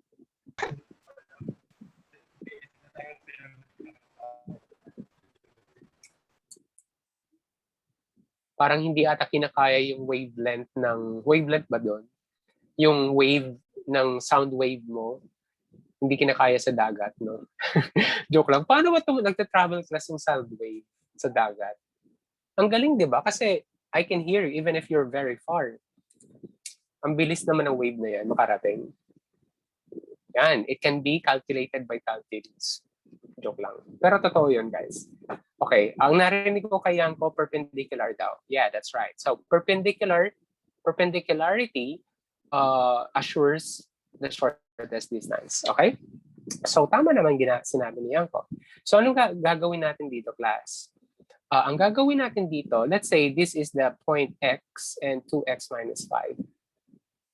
Tama, class, no? Naintindihan to? Sir, bakit po ganyan? Tama naman, di ba? Ang point nito ay x. Kung ang x ay x, therefore, ang y nito ay 2x minus 5. Tama naman siya. Okay, what else? I know this is 5. This is negative 5, eh. Di ba? What else? What else do I know? Ayun, sabi ni Yang ko, distance formula. Kasi class, ang daming pwedeng solutions dito. Alright, we can use algebra, trigonometry, ganun. Pero let's follow Yang ko. Distance formula daw. Ano ba yung distance formula? The distance formula is equal to x sub 1 minus x sub 2. There are so many ways on how to solve this problem. Kahit ng algebra, pwede siya eh. Okay?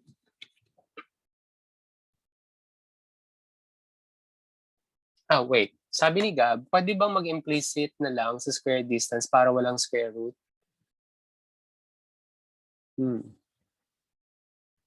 Kaso Gab, alam ba natin yung distance? Hindi pa natin alam, di ba? Okay. Actually, pwede naman siya. Pero kailangan pa rin kunin yung value ng distance. Kasi para siya magiging rate eh. Kaya, pwede siya. Kahit ng algebra, pwede ito eh. Anyway, sige. Pero let's do the basic, alright? Excuse me.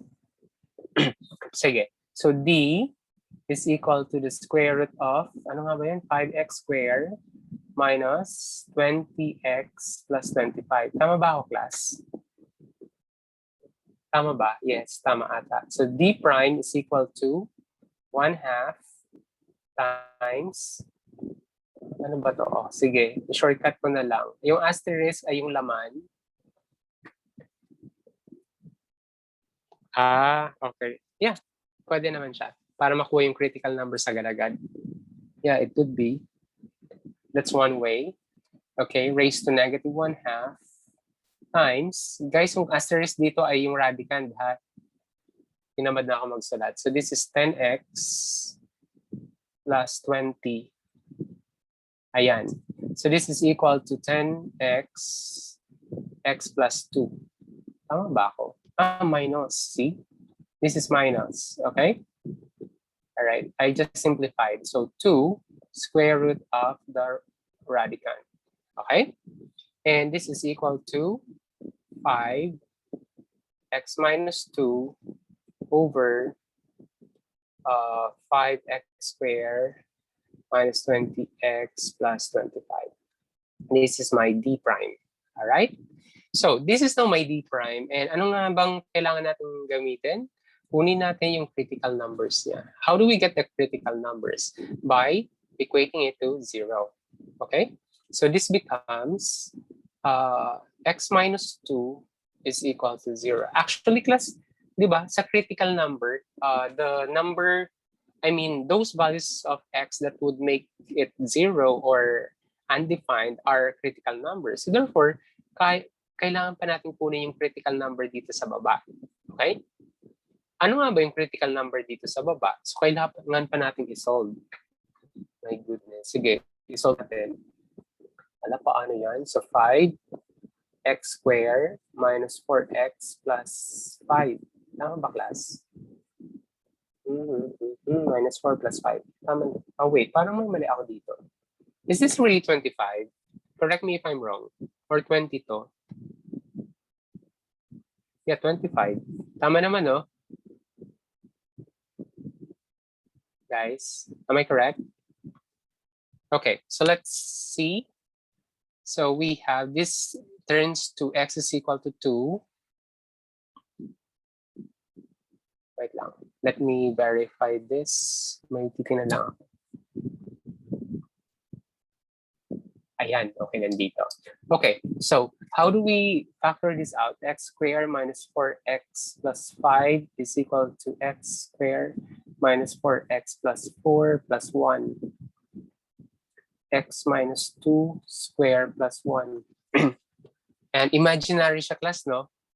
Okay, imaginary. So therefore, we don't need this. I mean, even if we consider this expression, we are still getting imaginary numbers. So therefore, hindi na siya kailangan. Alright? Gaya lang siya kanina. Balikan ko yung kanina. Nasaan na ba yun?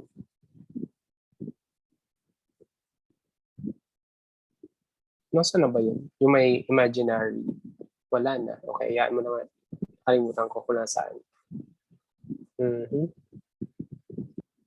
Okay, so since this will give us imaginary numbers, so our main focus is the x minus 2, which means our critical number is x is equal to 2. Okay? Did you get it, guys? So using the sign chart, x minus 2. Sir, ba't ka pa, sir, mag-sign chart? Wala lang. Gusto ko lang ipakita. 2, 0, 0, positive, negative. My goodness. Negative, positive. So, pag ganun siya, minimum. Ayan. So, therefore, minimal na kaagad siya. Diba?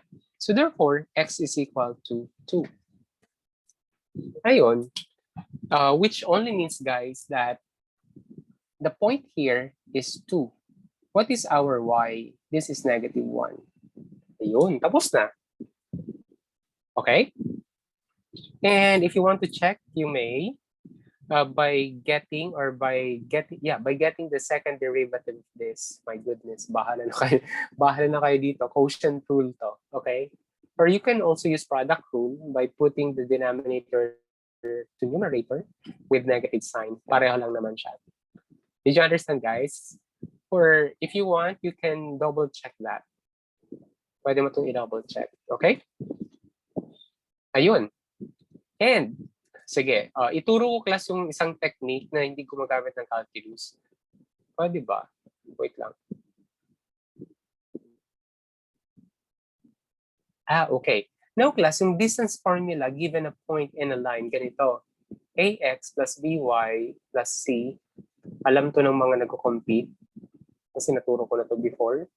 And square root of a square plus b square. Tapos yung point natin ay xy. Ang point natin dito ay 0, 0. Kasi siya yung point of reference natin, di ba? And again, guys, this is the distance of a point from a given line. Ito yung formula. Tandaan to, depende. Pwede nyo tandaan, pwede hindi. It shortens kasi the solution, eh. So ano nga ba yung distance nito? So ito yung equation. Ang equation na binigay ay, ano nga ba yung class? Y is equal to 2x minus 5. So ang binigay na equation ay y minus 2x plus 5 over y square 1 plus negative 2 square. Ganyan. Ganon. Okay? Nagkabali-baliktad lang class. Coefficient yung kukunin nyo ng y and x and then square. Okay? So y is equal to 2x minus 5. Dapat gawin nyo siyang general form. 2x plus 5 equals 0. So ito na yun. Ayan. So ang gagawin natin, sa substitute natin si x and y, 0, 0. So magiging siyang 5 over, ano ba to? 5. Which is equal to what? Square root of 5. So the distance is square root of 5. So malalaman mo na kaagad dito na square root of 5 ito.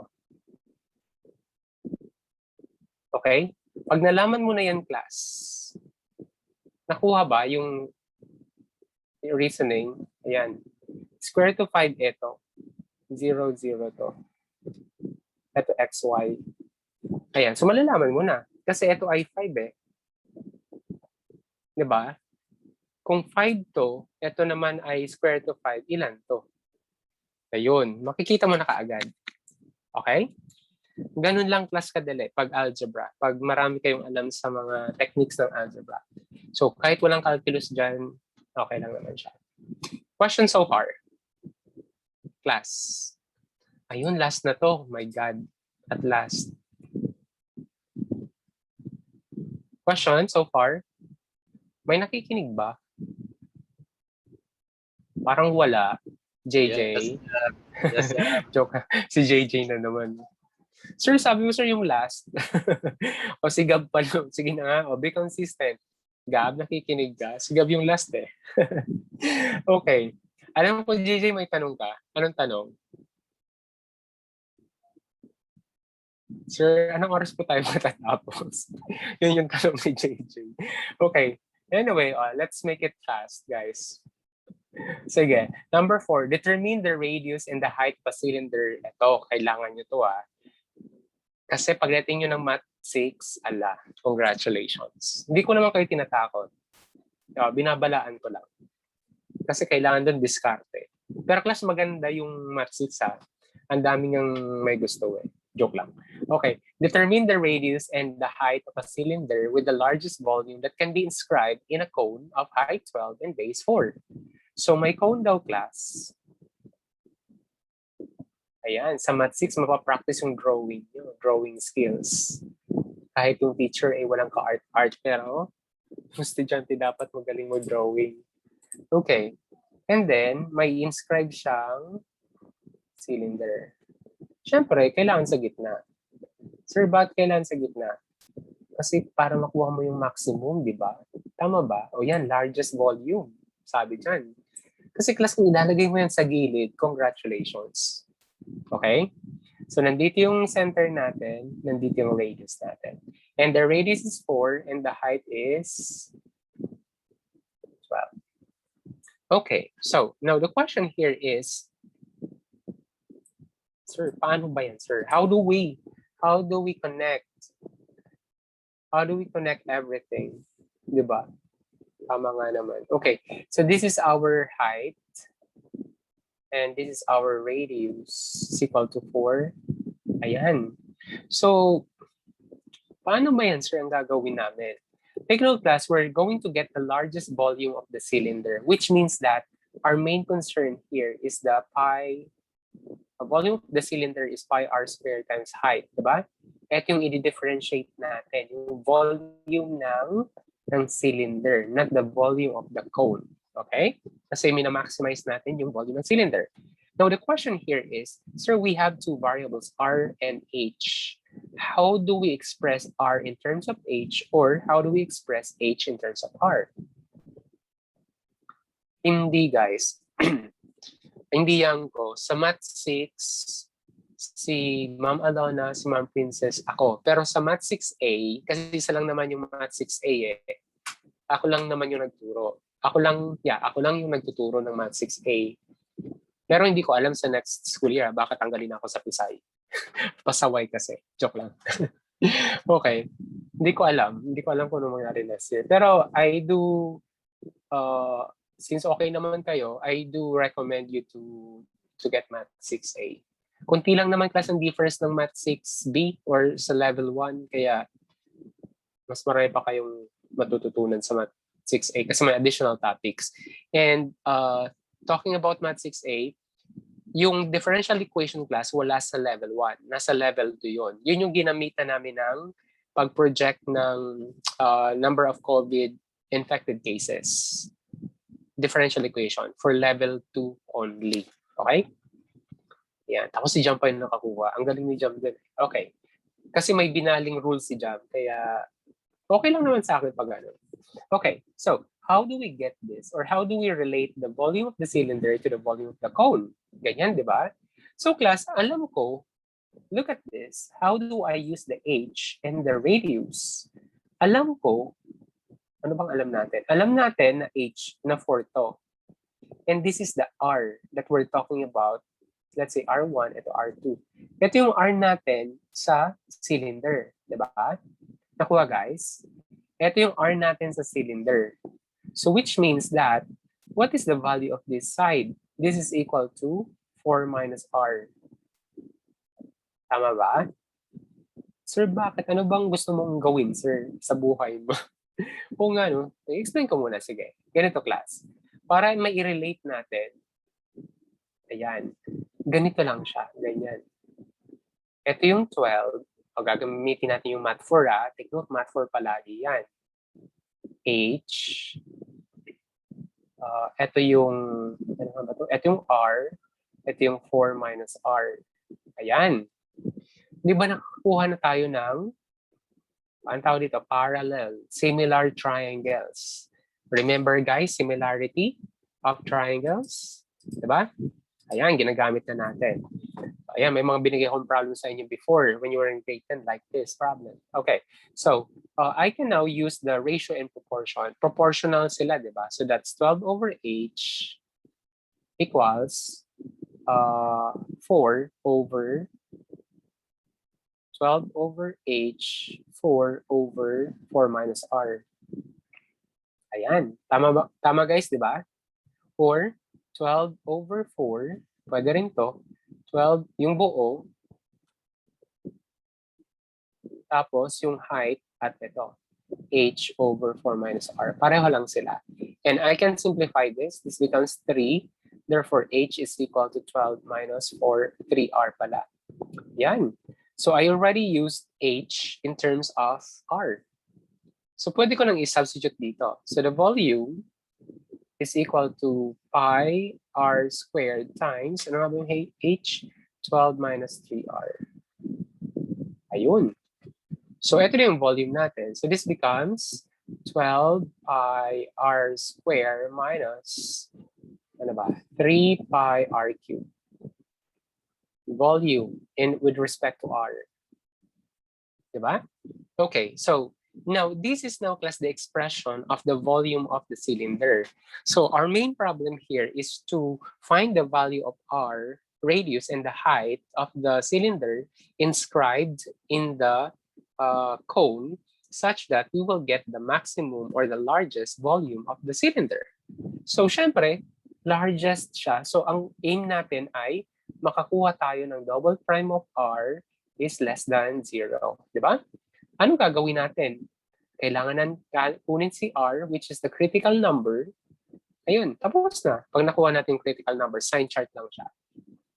Actually, class, yung sign chart, yung iba ang tinuturo, double derivative ka pa. Okay? Pero sa atin, shortcut na kaagad. Kasi we already discussed the basics. Okay? So this is V prime R is equal to 24 pi R minus 9, tama ba? Pi R squared. Tama naman, di ba? So equate to 0. So 24 pi R minus 9 pi R squared equals 0. And guys, huwag kayong magka-cancel dito ha. Kasi nakikita ko yung iba nagka-cancel. Di ba, discuss ko na yun before? Cancellation is a big no-no. Dapat factoring palagi. Okay? So, by canceling tuloy. Sabi mo, sir, bawal mag-cancel. Tapos ngayon, magpapa-cancel ka. Okay. Pareho lang kasi class yung concept niya. Pero pagdating sa finding the solutions, Iba na yung nagiging dating. Okay. So this becomes 3. Ano bang common factor nila? Common factors. 3 pi r. So this is 8 minus 3 r. Tama ba? Equals 0. Now, pwede mo class i-cancel or i-divide ng constant or 3 pi. Mga constant pwede, pero wag yung variable Okay. Cancel, cancel. So r 8 minus 3r. To simplify lang the expressions. So we have already found the factors. R is equal to 0 and R is equal to, 8 over 3. Ayan. Oh, I forgot, guys. My goodness. Patapos na tayo ng ngayon ko lang nalaman. Now look, naalala pala. Look at the objective. Sabi dito, identify the appropriate domain for the objective function. My goodness. Okay. Pero class, don't worry. Wala siyang masyadong effect sa solution natin. Actually, tama na yung pinagagawa natin. Okay? Tama yung ginagawa natin, class. Walang mali doon. Ang gusto ko lang i-emphasize dito na kailangan pala ilagay mo dito yung possible value ng R. Siyempre, R is greater than 0. Ganun lang. Para may guide ka dito. Kasi pag nagkaroon ka ng R dito na negative, wala na. It's a puwera ka agad. Okay? Naintindihan, guys? Pero so far, wala pa naman, di ba? So it doesn't really matter if you forgot or not. Okay? So, Sir, yes. di po ba may restriction pa rin dun sa R dun? 12, dahil po ng 12 minus 3R or hindi na po ini-account? Alin dun? Ito? Yeah. Yes po, sir. Oo, yun nga. Tama ka dyan. Okay, so R should be, ayun nga, no? So R should be less than 0, less than 0, not negative, greater than 0, but less than, 4. Diba? Ayun. Sakto pa rin. Ito. Ayun, guys. Tama. So kailangan mo talaga yung domain para at least alam mo yung expected answer mo at ma-minimize na natin yung ibang values ng variable. Okay? Pero, sa akin kasi class, parang, syempre, when you solve, kasama na yung restriction dyan. Nakikita mo na kaagad yan dito Diba? Pero syempre, as a student, you need to write it down. Pero, it will not give you discredits, okay, or deductions whenever you did not put anything. It's just a guide. Okay? Nakuha. So, sige. Sabihin natin na masyado tayong bookish. Mr. Bookish, masyado tayong bookish. So, ang gagawin natin, ipa-follow natin yung steps natin. Yung steps natin on how to solve. Ayan, sign chart tayo. Kahit alam naman natin na may kung sino na, di ba? Automatic naman Si 0, hindi na siya pwede kasi walang cylinder na nabuo. Hello? Ganun. Ayan. So, negative, negative, negative. So, positive, negative, positive. So this is a positive, negative, positive. So minimal, maximal, optimize, max. Nag-max siya sa 0 yung radius. Pwede ba yun? Tama ba class pinagagawa? Ay, mali. Ay, may mali ako. Sige, anong mali ko dyan? Mali pala ako. Guys, anong mali ko dito? Sige nga, find the errors. Erase ko na. Wala. Wala nakitang error. Congratulations, wala kayo nakitang error. Ayan, tama. This is positive, positive, this is negative. Kasi negative si R di ba? Be careful kasi ito pala yung nagpapamali sa akin. Sir, alam naman namin yan. Ikaw lang naman ang mali-mali dyan. Narinig ko. Sino? Si JJ. Joke lang. Okay. Okay. Pero class, honestly and seriously, ito yung nagiging error ng bata. Kasi, kumbaga, sanay na sila sa positive, positive, or negative, negative yung left side ng 0. Alright, so this is negative, positive, negative. Ayun, so, negative, positive, negative. So, ayan. So, ito yung minimal. Malamang, mag-minimal siya, sir, kasi 0. 0 yung value ng function, di ba?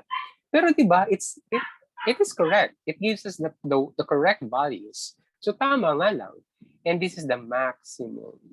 Okay, so therefore, alam na kaagad natin, ang critical number that will give us the maximum ay 8. Bakit R2, sir? 3 yan, guys. Kayo naman. 3. Ayan. So x is equal to 8 over 3.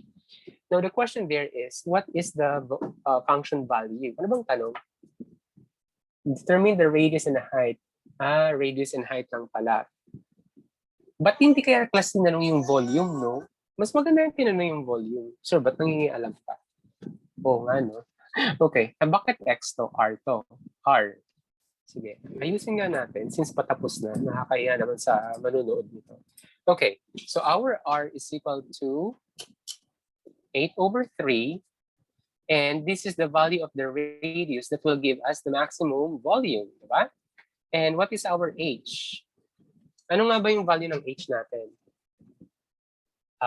Eto. H is equal to 12 minus 3R. 12 minus 3R. Akala ko magzi-zero yung height. Pag nag-zero class yung height, tumakbo ka na. Iyak ka na dapat. 3 times 8 over 3. It means may mali kang ginawa. 4. Oops, 4. Ayan. So R is equal to 8 over 3 and height is equal to 4. So these are the values of the dimensions of the cylinder. But the question there is, let's say I'll add, what is the maximum volume that you can get from the cone? Diba? Yun yung pinakamagandang tanong eh. Kasi that's what you're aiming for. So the volume is equal to pi r squared times height is equal to pi, ano nga ba yung 8 over 3 square 4. Tama ba, class? Yeah. So this becomes, ano ba to? Pi 88. Ay, wala naman pala ako masisimplify, no? 64. My goodness. 64 times 4 over 3, ay over 9 is equal to 64 times 4, 24256. Tama ba ako? Kindly check guys ng multiplication. Diyan ako mali-mali eh. Okay, cubic what? Cubic inches. Ayan, 256 pi over. Ito class yung maximum volume ng cylinder na pwede mong magawa sa cone. Okay? Or makuha. Wala nang iba pa, kundi yan lang. Okay? If you will insist, sige, maghanap ka, bahala ka sa buhay. Yan na nga yung binigay. Ayun, cubic pala. Mali lang yung sulat mo. Okay, so, ano nga bang tanong ko dito? How do we check? So, syempre, double, letter B. Double prime, C must be less than 0 dapat, di ba? So, double prime of 8 over 3 is equal to what? Ano ba, class? Ay, wala pa pala tayong double prime. Okay, so double prime, kunin natin, is equal to 24 pi minus 18 pi r. 24 pi, 24 pi minus 18 pi r. Tama ba? Kalimutan ko agad. Tama. Ayan, may mali, no? R2 dapat kasi hindi pa na siya na-substitute. So, double prime, 8 over 3, 6 pi, 4,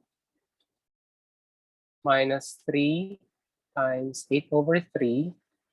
Ayan. Gusto ko kasi class factored eh, para madali ko na, nag-negative. Pwede ba class mag-negative to? Negative 24 pi. Sir, dapat naman po talaga negative kapag maximum.